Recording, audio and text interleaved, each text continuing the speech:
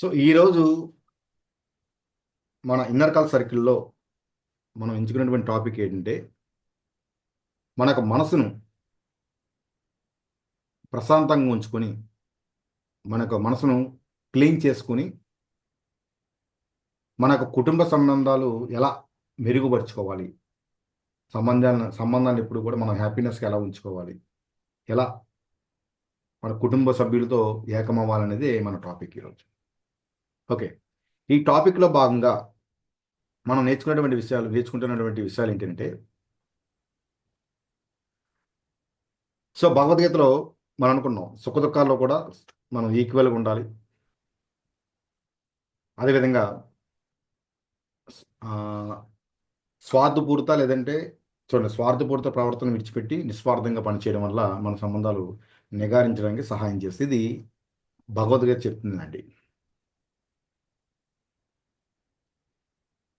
Okay, so అవతల వాళ్ళు మన కుటుంబ సభ్యుల్లో ఉన్నటువంటి వ్యక్తులు ఆ, ఏదైనా తప్పు చేయొచ్చు, బహుశా చేస్తారు కూడా.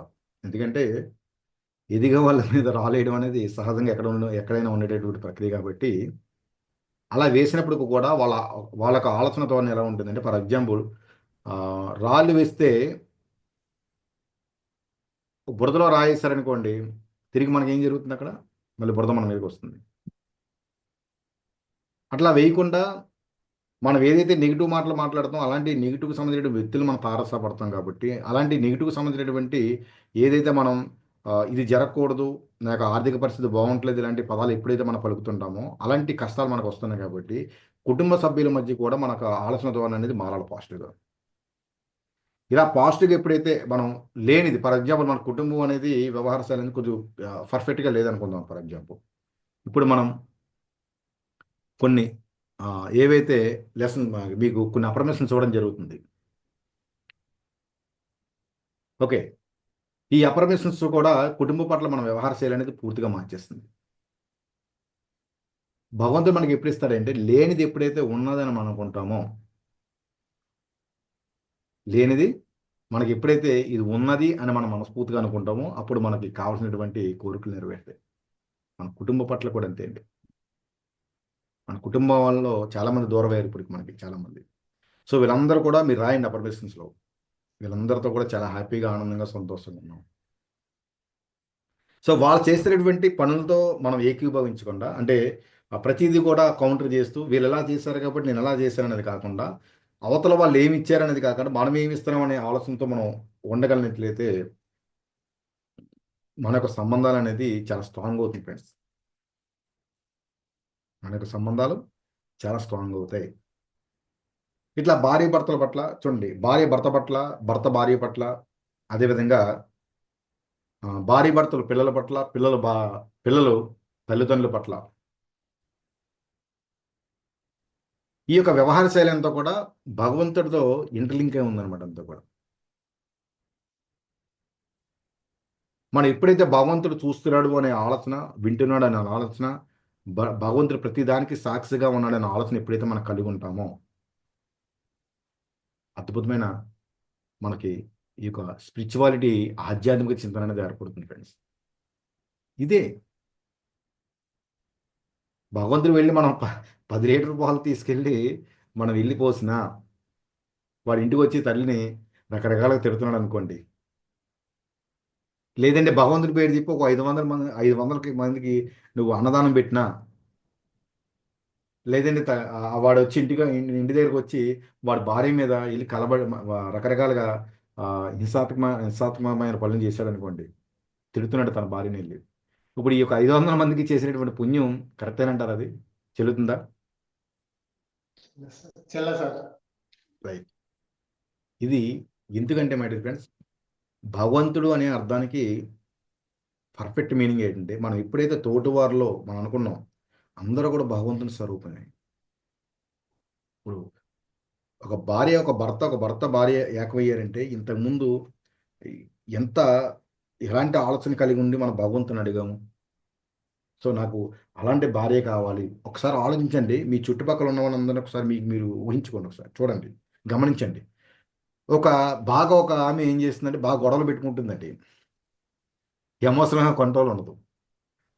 సో వాళ్ళ భర్త కూడా ఏదో లోపంతో ఉంటాడు చూడండి, ఒకసారి గమనించండి. సార్ ఒక భర్త ఉన్నాడు, చాలా ప్రశాంతంగా ఉంటాడు, చాలా పాజిటివ్గా ఉంటాడు, తన భార్య కూడా అలాంటి ఆలోచన కలిగినటువంటి భార్య తనకు వస్తుంది. ఇది మోస్ట్ ఆఫ్ ది పీపుల్స్లో ఎక్కువగా వర్కౌట్ అవుతుంది, ఒకసారి గమనించండి మీరు అంతా కూడా. ఎందుకు ఇదంతా అలా జరుగుతుంది?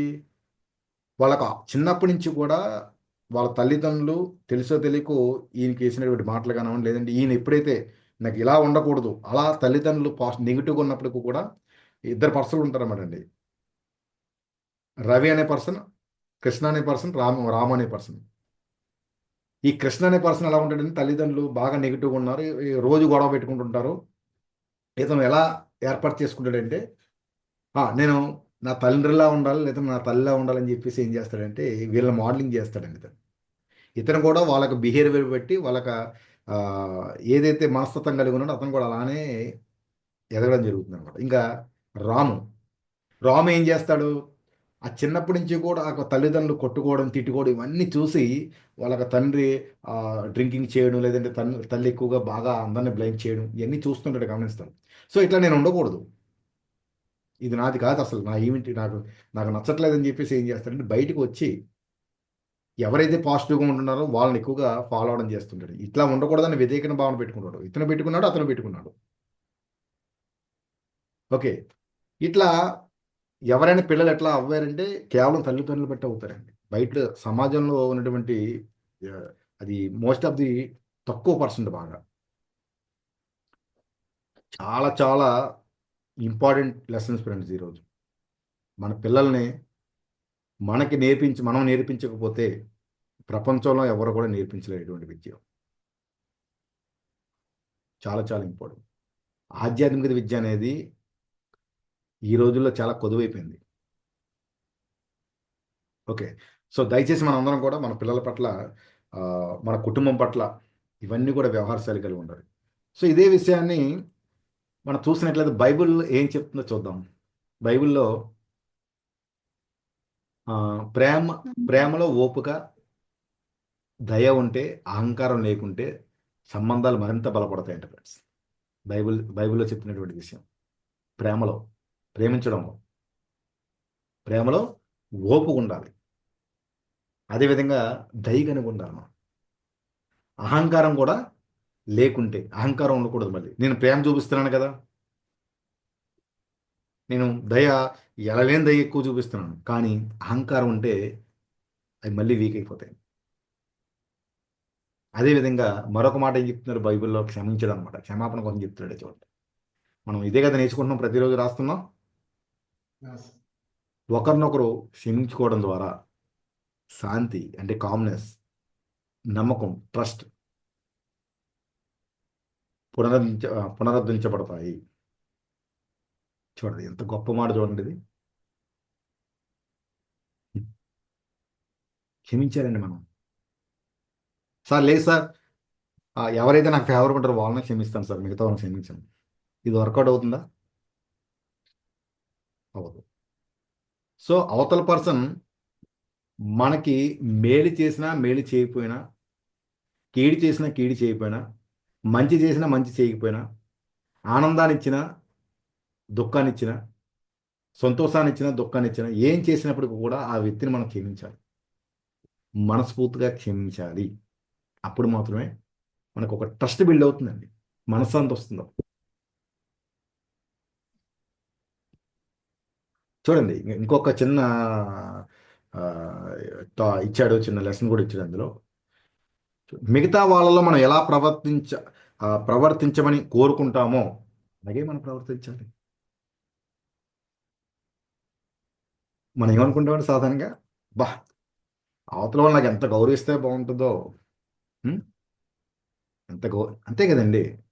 ఇది నిజమా కాదు చెప్పండి రాజు గారు, సంగమేష్ గారు.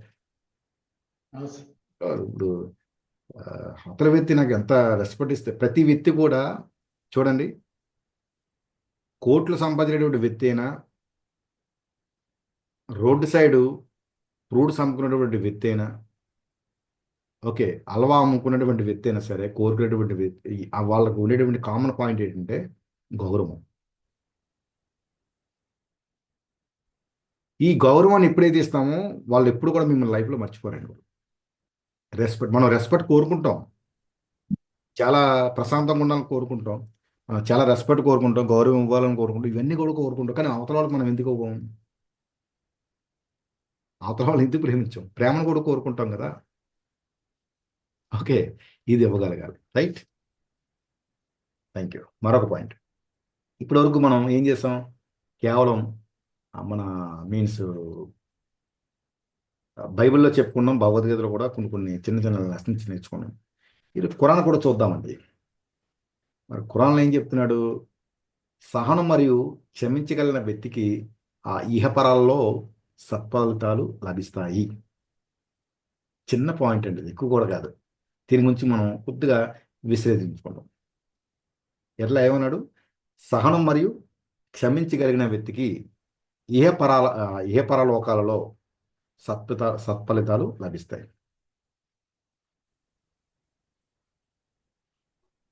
ప్రతి చిన్న విషయానికి మనం ఏం చేస్తాం? సహనం కోల్పోతుంటాం. ఇక్కడ చూడండి, ఆ, చిన్న ఎగ్జాంపుల్ చెప్తాను చూడండి. ఒక లారీ ఉందండి, పెద్ద లారీ. ఆ లారీ నిండా ఒక దూది దూది ఉంటుంది, తెలుసు కదా మీకు, ఒక పత్తి పత్తి పంట వేస్తారు కదా, అదంతా తీసుకెళ్ళి ఒక లారీలో పెట్టారు. చాలా వెయిట్ ఉంటుందండి మొత్తం, ఆ లారీ మొత్తం సుమారుగా చాలా టన్నుల వెయిట్ ఉంటుంది. మీకు తెలుసు, ఆల్రెడీ రైతు సోదరులు ఉన్నారు కదా, ఉంటుంది. ఆ చాలా పెద్ద లారీ అయినప్పుడు కూడా, చాలా పెద్ద దూది అయినప్పుడు కూడా, చిన్న అగ్గిపొల్ల వేస్తే ఏమవుతుంది అక్కడ? చిన్న అగ్గిపొల్ల అండి, ఎక్కువ కాదు, చిన్నది అగ్గిపొల్ల గీస్తే ఏమవుతుంది? మొత్తం స్మాష్. ఏదో పుష్ప టూలో చెప్పినట్టుగా, పుష్ప అంటే ఫ్లవర్ కాదు, భూమ్, అట్లా అయిపోతుంది మొత్తం. ఇట్లా మనం ఎన్ని పుణ్యాలు సంపాదించుకున్నప్పుడు కూడా, ఎంత మంచి చేసినప్పుడు కూడా, ఎంత వ్యవహార శైలి మార్చుకున్నప్పుడు కూడా, ఎంత క్షమా గుణం కలిగినప్పటికీ, అఫర్మేషన్స్ రాస్తున్నప్పటికీ, గోల్స్ రాస్తున్నప్పటికీ, ఏం చేసినప్పటికీ, ఫైనల్గా సహనం అనేది లేకపోతే ఏం జరుగుతుంది అక్కడ? మొత్తం కూడా అయిపోతుంది, పోతుంది. సో ఇక్కడ సహనం కలిగి ఉండాలి. అదేవిధంగా క్షమించగలిగిన వ్యక్తికి ఏమిస్తానంటున్నాడు భగవంతుడు అక్కడ? అల్లా ఏమిస్తానంటున్నాడు? ఇహపరలోకాల్లో సత్ఫలితాలు అంటే, చూడండి, ఇక్కడ ఏదైతే ప్రాపంచిక జీవితం ఉందో, ఇక్కడ మీకు మనకి బెనిఫిట్ ఇస్తానంటున్నాడు. ఇక్కడ బెనిఫిట్స్ మీకు ఇస్తానంటున్నాడు. పైగా మరొక గిఫ్ట్ ఏంటంటే, మన స్వర్గం అనుకుంటాం కదా హిందూ సాంప్రదాయాల ప్రకారం, స్వర్గం కూడా ఇస్తారు. స్వర్గంలో కూడా అక్కడ కూడా ప్రాఫిట్స్ ఇస్తానంటున్నాడు మనకి. ఇంత గొప్ప మాట చూడండి. మనం అనుకున్న ప్రతిరోజు, సార్ ఇది గ్రాటిట్యూడే కదా రాస్తున్నాం సార్, లేదా నా పర్మిషన్ కదా రాస్తున్నాం సార్, ఇవన్నీ చిన్న చిన్నవి కాదండి. మీరు చేసేవి చిన్న చిన్న పనులు అన్నప్పుడు కూడా మీ లైఫ్లో చాలా ఎఫెక్ట్ వస్తుందండి, చాలా ఇంపాక్ట్ పడుతుంది మీ లైఫ్, మీ ఆ యొక్క గ్రాటిట్యూడ్ అఫర్మేషన్స్ వల్ల. నేను చెప్పేది అంతేగాని ఓవరాల్గా ఏదైతే స్పిరిచువాలిటీలో మొత్తం ఓవరాల్ ఇన్డెప్త్గా చెప్తారో అదంతా కూడా మీకు ఈజీగా తీసుకొచ్చేసి మొదట్లోనే నేర్పించేసండి. మీరు చేయాల్సింది వాటిని జస్ట్ ఇంప్లిమెంటేషన్ చేయడమే. ఓకే. సో ఖురాన్లో ఇప్పుడు ఒక విషయం తెలుసుకోవడం జరిగింది. అదొక మాట ఇంకో చెప్తున్నట్టు చూడండి. భయంకరమైన మాటలు మనం మాట్లాడొద్దట. భయంకరమైన మాటలు మనం నిషేధించాలట. భయంకరమైన మాటలు ఏంటి? ఎప్పుడు కూడా మంచి మాటలే మాట్లాడాలి. కఠినమైన లేదా గాయపరిచే మాటల నుంచి మనం దూరంగా ఉండాలి. చూడండి, ఎవరైనా ఫర్ ఎగ్జాంపుల్ మనం ప్రతిరోజు గ్రాటిట్యూడ్ అఫర్మేషన్ రాస్తుంది, ఎందుకు చెప్పిన ఇందులో పాజిటివ్ లేదా నెగిటివ్ ఉండదు, దాన్ని పాజిటివ్ ఉండదు. ఓకే, ఎంత బాగా చేస్తున్నాం, అలాంటి పెద్ద ఒక లారీకి సంబంధించినటువంటి దూది తయారు చేసుకుంటాం మనం అంతా. ఎక్కడో నెగిటివ్గా ఉండే వ్యక్తులతో మనం డిస్కస్ చేస్తాం, అక్కడ ఏం జరుగుతుంది? అక్కడ మొత్తం అగ్గుబలు వేసినట్టే. రాజుగారు అగ్గుపెట్టి రెడీ పెట్టుకోండి సార్, అగ్గుపెట్టి రెడీ పెట్టుకోండి మీరు, ఎందుకంటే అగ్గుబళ్ళు సరిపో మనకి. ఇట్లా ఇట్లా అగ్గుబళ్ళు వేసుకుంటూ పోతుంటే మనం చేసిన క్రతువులు ఉంటున్నాయి పోతున్నాయి చెప్పండి. ఎందుకు మనకి రిజల్ట్ ఓరిటీగా తక్కువగా ఉంటుందంటే, మనం అన్నీ చేస్తున్నాం, కరెక్ట్ కరెక్ట్ వేలో ఉన్నాం. ఇవన్నీ భగవద్గీత కానివ్వండి, ఖురాన్ కానివ్వండి, లేదంటే బైబిల్ కానివ్వండి, ఈ వాక్యాలన్నిటి సారాంశం ఏంటంటే పాజిటివ్ థింకింగ్ అని ఉండయా. మీరు ఎంత పాజిటివ్గా ఉంటే మీకు అంత రిజల్ట్ వస్తుంది. మీకు ఏది కావాలో అది కోరుకోవచ్చు, మీకు అదే వస్తుంది, వేరేదేం కాదు. ఓకే. Thank you. ఇక్కడ మరొకటి, మనం బంధుత్వాల పరిరక్షణ కలిగి ఉండాలన్నమాట. అంటే ఇక్కడ ఖురాన్లో చెప్తున్నాడు, అండ్ ఫేర్ అల్లా త్రాక్ whom you are asked on another and the worms. కుటుంబ సంబంధాలు, ఇతర సంబంధాలు పరిరక్షించుకోవడం ఒక ప్రధాన బాధ్యత. ఏంటంటే ఇక్కడ ఏం చెప్పాడు చెప్పండి? కుటుంబ సంబంధాలు, ఇతర సంబంధాలు కూడా పరిరక్షించుకోవడం ఒక ప్రధానమైన బాధ్యత. ఈ రోజుల్లో సార్ నాకు ఫ్యామిలీ ఉంది కదా సార్, నా భార్య ఉంది, నేనున్నాను, ఉం? నా పిల్లలు ఉన్నారు, ఇదంతా ఈ కాపలా కాయడం సరిపోతుంది. మళ్ళీ ఈ కుటుంబ రక్షణ మళ్ళీ కల్పించుకోవడం, బాధ్యత తీసుకోవడం ఏంటంటే అదేమండి అసలు విషయం. మనం ఇప్పుడు ఎప్పుడైతే ఇది స్ట్రాంగ్ చేసుకుంటామో, బాధ్యత కలిగి ఉంటామో, మనకు వచ్చేటువంటి రిజల్ట్ కూడా అంతే బాగుంటుందండి.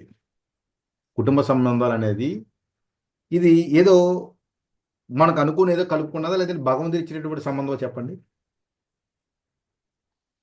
ఇప్పుడు మనకు కొన్ని వస్తువులు డబ్బులు పెట్టుకుని కొంటుంటాం. ఫర్ ఎగ్జాంపుల్, ఒక టెస్లా కార్ ఉందండి, 70 లక్షలు పెట్టి నేను కొన్నాను అనుకోండి, డబ్బులు పెట్టుకుంటా.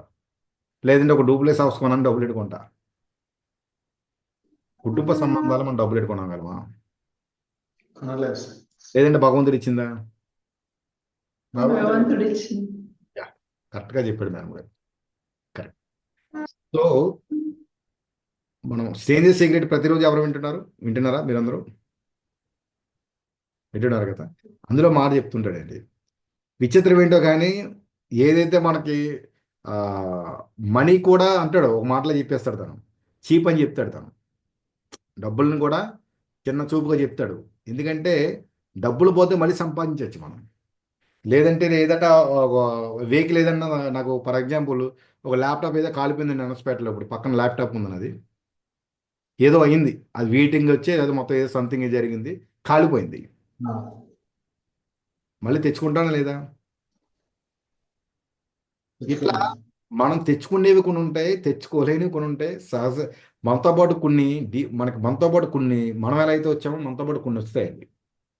అవే భగవంతుడు మనకు పుట్టించేటటువంటి సంబంధాలు. అది భార్య భర్తలు కానివ్వండి, మన పిల్లలు కానివ్వండి, మన కుటుంబ సభ్యులు కానివ్వండి, లేదంటే మన ఫ్రెండ్స్, మన కమ్యూనిటీలో ఎవరైతే ఫ్రెండ్స్ ఉన్నారో, రాజు గారు, సంగమేశ్ గారు, కళ్యాణి గారు, శ్రావణి గారు, ఇలా కొంతమంది స్టూడెంట్స్ ఉన్నారు. సో రమేష్ గారు, వీళ్ళందరూ కూడా మనకి భగవంతుడు ఇచ్చినటువంటి సంబంధాలు అనమాట అండి. వీటి పట్ల వ్యవహార శైలి కరెక్ట్గా ఉందనుకోండి, నా ఆలోచన ధోరణి ఎలా ఉంటుంది చెప్పండి. అసలు ఎప్పుడైనా మిమ్మల్ని మోసం చేయగలనా? మనసులో కొన్ని ఏదైనా అనుకోగలనా? సో ఈ థింకింగ్ ఉండాలి మై డియర్ లెర్నర్స్. ఇది స్పిరిచువాలిటీ అంటే, ఇది అసలైన ఆధ్యాత్మికత అంటే. తల్లిదండ్రులు చూడండి, మన పురాణాలను కూడా చూసినట్లయితే చాలా గొప్ప వాక్యాలు కూడా ఉంటాయన్నమాట అండి. తల్లిదండ్రులు సేవించడం అనేది గొప్ప గొప్ప పదాలతో చాలా వివరణ ఉంటుంది. అది ఇవన్నీ ఏమైపోయినాయి ఇప్పుడు? టీవీ ఆన్ చేసి 7 అవుతుంది పాపం. టీవీ, ఏ సీరియల్ పక్కన ఏ సీరియల్ వస్తుంది, ఏ న్యూస్ పక్కన ఏ న్యూస్ వస్తుంది, సోషల్ మీడియాలో ఏ యూట్యూబ్ తర్వాత మనకు లైక్ కొడితే పాపం దానికి సంబంధించిన వీడియో వెంటనే వస్తుంది, వెంటనే చూస్తుంటాం, ఇంకొకటి చూస్తుంటాం. సంబంధాలతో మనకు సంబంధం లేదు, ఓన్లీ ఎంటర్టైన్మెంట్. ఓకే. సో మరొకసారి ఓవరాల్గా మనం ఈరోజు తీసుకున్నటువంటి టాపిక్లో మీకు చిన్న వివరణాత్మకంగా ఇచ్చి ఈరోజు సెషన్ మనం క్లోజ్ చేద్దాం. 5 నిమిషాల్లో క్లోజ్ చేద్దాం. సో భగవద్గీత చెప్పినటువంటి విషయం ఏంటి? క్షమించడం, నిస్వార్థంగా ప్రవర్తించడం మరియు సమానత్వం కలిగి ఉండాలన్నమాట. అలాంటప్పుడే మన సంబంధాలు అనేది బలపడుతుంటాయి. మన బైబిల్ ఏం చెప్తుంది? ప్రేమ, క్షమాగుణం ఉండడం, ఇతరుల పట్ల ప్రేమతో ప్రవర్తించడం కీలకం, చాలా ముఖ్యమైన పాయింట్ అని చెప్తుంది అక్కడ. అదేవిధంగా మనకి ఖురాన్ శాస్త్రం ఏం చెప్తుందంటే సహనం కలిగి ఉండాలి. మనం ఎన్నో క్రతువులు చేస్తుంటాం, కానీ ఎక్కడో చోట ఒక సహనం కోల్పోతే చేసినటువంటి అన్నీ కూడా మనకి బూడిదలో పోసిన పన్నీరే. మంచి మాటలు కలిగి ఉండాలి. ఇప్పుడు కూడా మంచి మాటలు చెప్తున్నాను, మాట్లాడుతున్నాండి.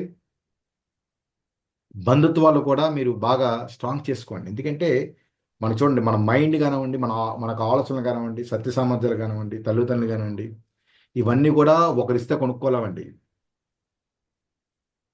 ఇవన్నీ కూడా ఒకరిస్తే కొనుక్కోవడం, ఇది నైతికత. మినిమం మినిమం మారల్ వాల్యూస్ అనమాట అండి ఇవన్నీ కూడా. ఇవన్నీ మనకు ఉండాలి. ఒక వెహికల్ నడిపేటప్పుడు ఒక లైసెన్స్ ఎట్లానో, ఓకే, ఒక స్కూల్ చదివిన తర్వాత ఒక పిల్లవాడికి సర్టిఫికేట్ ఎంత అవసరమో మనకు కూడా ఈ సంబంధాలు చాలా స్ట్రాంగ్ ఫ్రెండ్స్. ఎందుకంటే వీటి మీద ఎవరు ఫోకస్ పెట్టరు. చాలా చాలా చాలా మస్తు. ఎందుకంటే మనం ఏదో ఒక సెషన్ వచ్చింది, టాపిక్ వచ్చిందని చెప్పుకోవడం కాకుండా ప్రతిరోజు ఇంప్లిమెంటేషన్ చేయండి ఫ్రెండ్స్. ఎంతో కొంత కొత్త మన బంధువులు ఎవరో ఒకరు కలవడం. ఎందుకంటే వాళ్ళు పాపం నాతో మాట్లాడితే బాగుండు అని ఎదురు చూసే వాళ్ళు చాలామంది ఉన్నారు ఫ్రెండ్స్.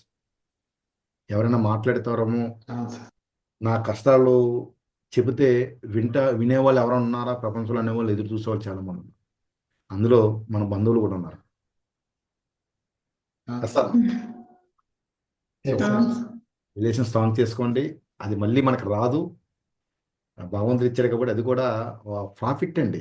మనకి స్వర్గం కావాలని ఎంత గొప్ప ప్రాఫిట్ మనం అడుగుతున్నాం, భగవంతుడిని కావాలనుకుంటున్నామో, ఏ లోకంలో కూడా ఒక ప్రాఫిట్ కావాలనుకుంటున్నాం, లాభాలు కావాలనుకుంటున్నాం, ఆస్తులు కావాలని అంతా ఓకే. కానీ భగవంతుడు అంటుంటాడు, ఒరే మీరు ఇన్నాటికి వెళ్తున్నారు కదా, మీకు కావాల్సిన ఇస్తున్నాను, కానీ నేను ఇచ్చినటువంటి ఏదైతే మీకు ఇచ్చానో అది దానికోసం చూస్తున్నారని ఆలోచిస్తాడు దాన్ని అంటాడు. మనం ప్రతిదానికి కూడా అక్కడికి వెళ్ళిన తర్వాత సమాధానం చెప్పుకోవాలి. అక్కడ చిత్రగుప్తుడు ఉన్నారు చూసారా, అవన్నీ కూడా రాస్తుంటారు. మనం చేసేటటువంటి ప్రతి యాక్టివిటీస్ అన్నీ రాస్తుంటారండి. ఇది నాట్ ఏ జోక్.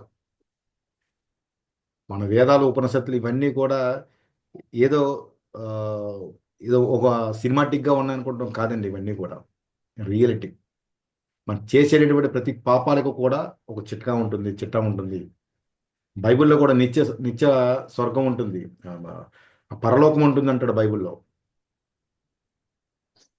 పరలోకంలో ఎంత దారుణంగా ఉంటుందంటే మంచి పనులు చేసే వాళ్ళకి అందరికీ కూడా ఒక స్వర్గం, నిత్య స్వర్గంలోకం ఉంటుందని చెప్తాడు. అదేవిధంగా నరకం కూడా ఉంటుందని చెప్తాడు. చూడండి, ఇక్కడ ఇవన్నీ కూడా ఈక్వాలిటీగా ఎలా చెప్తున్నారో ఒకసారి ఆలోచించండి.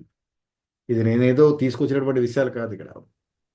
తర్వాత మన ఖురాన్లో కూడా సాఫల్యం అద్భుతంగా. ఖురాన్లో స్వర్గం కోసం చెప్పాలంటే ఒక బాగా మనకు అర్థమయ్యేటట్టు చెప్పాలంటే ఖురాన్లో మంచి వాక్యాలు ఉంటాయన్నమాట. అండి మీ ముందు మీకు మంచి తీసుకొచ్చి చెప్తాను.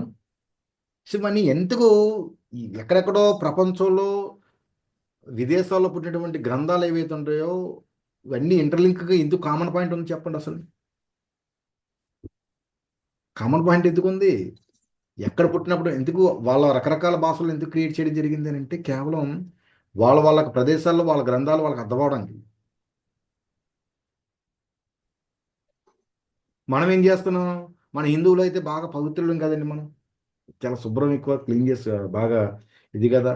మన పండితులు మనకు రుద్దినటువంటి మనకి ఒక ఒక భ్రమణ కల్పిస్తున్నారనమాట. ఈ మంత్రాలు ఇవన్నీ మేమే పఠించాలి, మేమే చెప్పాలి, అది మాకు అర్థమవుతుంది సార్, పక్కవాడికి అర్థం అవ్వక్కర్లేదు అని భగవద్గీతను తీసుకెళ్ళి మీరు అటక మీద పెట్టుకుని సరిపోతుంది. దాన్ని ముట్టుకోకూడదు ఎవరు పడితే వాళ్ళు. ఎస్ఆర్నో.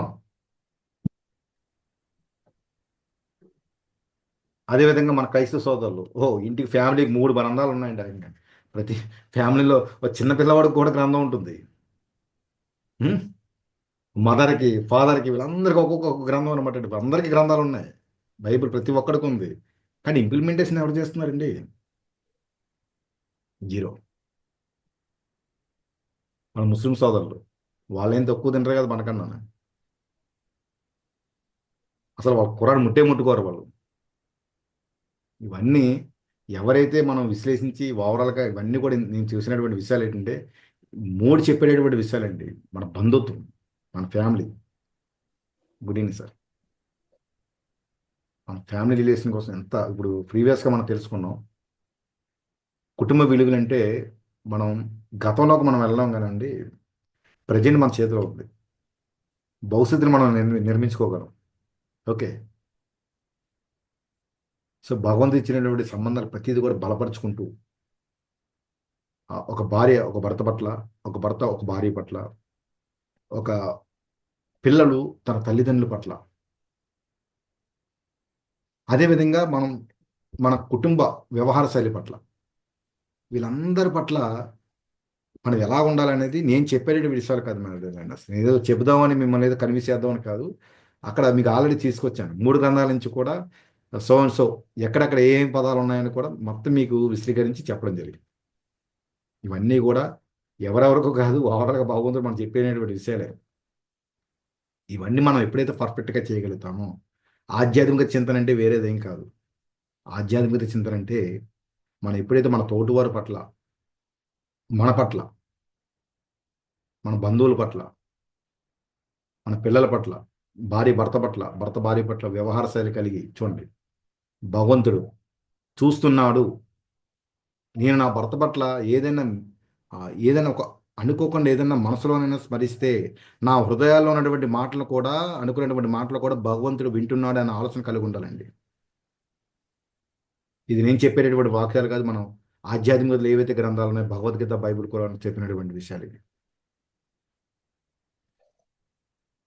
అదేవిధంగా భర్త భార్య పట్ల, భర్త తనకి ఇష్టానుసారంగా ఏదో మ్యారేజ్ అయింది కదా, అంతా నా ఇష్టమే కదా, రాజ్యం నాదే కదా అని భార్యని రకరకాలుగా చిన్నగా చూస్తూ అనేక రకాల మాట్లాడడం, ఇవన్నీ కూడా మనం డివోషనల్గా టెంపుల్స్కి వెళ్ళి ఎన్ని కొబ్బరికాయలు కొట్టినా, ఎంతమందికి భోజనాలు పెట్టినా, ఓకే, ఎన్ని నమాజులు చేసినా, రోజుకి 5 పూటలు నమాజులు చేసినా చెల్లుబాటు. ఏం చేస్తే చెల్లుబాటు అవుతుంది తెలుసా? నా భార్యతో నా వ్యవహార శైలి అనేది ఎలా ఉందనేది భగవంతుడు చూస్తాడు. అదొకటే పట్టుకుంటాడు తాను. మిగతాగా అన్నీ కూడా మీకు ఫిజికల్ యాక్టివిటీస్ లాంటి, అది వేరే విషయం. అదేవిధంగా నా బంధువుల పట్ల నా వ్యవహార శైలి ఎలా ఉంది, అసలు భగవంతుడు నాకు డిఫాల్ట్గా నాకు కొన్ని ఇచ్చాడు కదా, నాకు కన్న తల్లిదండ్రుని ఇచ్చాడు, అలాగే నా బంధువులను కూడా ఇచ్చాడు. మరి వీళ్ళందరినీ నేను ఎలా చేసుకుంటున్నాను? సరే సార్, వాళ్ళు ఎవరో మిస్టేక్ చేస్తారు సార్, తప్పులు చేస్తున్నారు సార్, ఎలా క్షమించమంటారు సార్? శివ సార్ మీరు బాగా చెప్తున్నారు మీరు. ఇది నేను చెప్పేటటువంటి మాట కాదండి, నేను చెప్పేటటువంటి మాట కాదు, భగవంతుడు మన గ్రంథాల ద్వారా మనకు చెప్తున్నటువంటి మాట. ఇతరులు మనకి ఏం చేశారన్నది కాదు, మనం ఇతరులకు ఏం చేసామన్నది ఇంపార్టెంట్. ఒకవేళ ఎవరైనా మిస్టేక్ చేస్తే వాళ్ళని క్షమించమని చెప్తున్నాడు. క్షమించండి, మనస్ఫూర్తిగా క్షమించండి. వీలైతే మాట్లాడండి, అది ఇంకా బాగుంటుంది. Okay. So my dear learners, ఈరోజు టాపిక్ అనేది మీకు అర్థమైంది అనుకుంటున్నాను. ఎనీ డౌట్స్, ఈ టాపిక్ రిలేటెడ్గా ఏమైనా డౌట్స్ ఉంటే మీరు అడగచ్చు. సారీ సార్, టైం చూసుకోలేదు నేను. 8 o'clock అని ఇప్పుడు వచ్చాను. ఎంతసేపు అయింది సార్ స్టార్ట్ అయ్యి? 1 సెకండ్, రికార్డింగ్ ఆపేస్తాను మరి. మీరు అన్మ్యూట్ చేసుకోండి, మొత్తం మీ మాటలన్నీ మీ దగ్గర దాచుకుంటున్నారు. మైక్ ఆన్ చేయండి సార్. ఓకే, వెరీ గుడ్, మీరు చెప్పింది వాస్తవమే సార్. ఎక్సలెంట్. అదే ఏం చెప్పాను, అసలు మీకు ఏమనిపించింది టాపిక్ లో వాస్తవమే జరుగుతుంది. వివరంగా చెప్పండి. మీరు అదే ఆ, మానవ సంబంధాల గురించి అడిగారు కదా.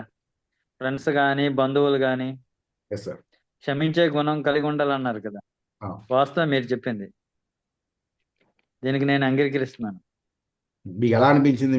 మీకు ఎలాగా రియల్ లైఫ్ లో ఇంప్లిమెంట్ ఏం చేస్తే ఒకవేళ ఆ, వస్తుందని అనిపిస్తుంది నాకు కూడా. అంటే శివగారు, అనుభూతి కలుగుతుంది.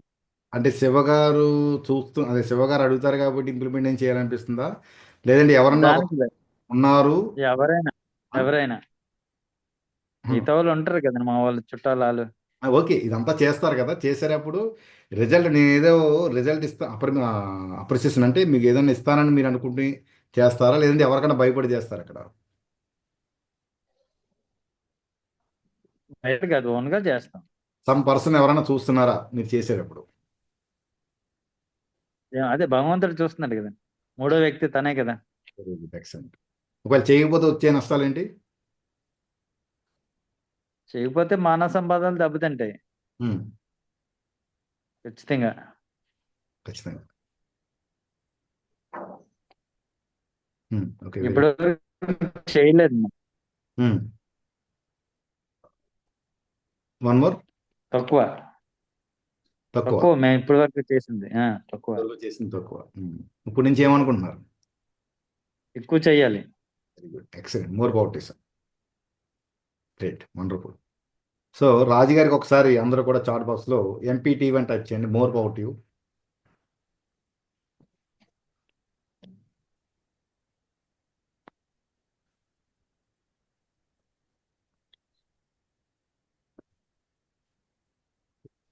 సంగమేష్ గారు మీరు అన్మ్యూట్ చేసుకోండి సార్. వస్తున్నాం సార్.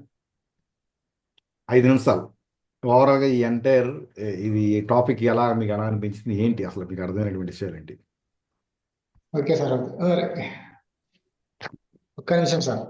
ఓకే, తీసుకోండి, మీకు 1 అవర్ తీసుకుని టైం పర్వాలేదు.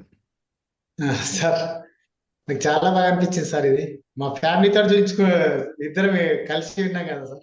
ఎక్సలెంట్. ఈరోజు టాపిక్కి మీ ఫ్యామిలీ కూర్చోవడానికి అన్నీ అనుకూలంగా వచ్చినాయి సార్. Very good. చాలా సంతోషకరంగా ఉంది సార్ ఇద్దరికి కూడా.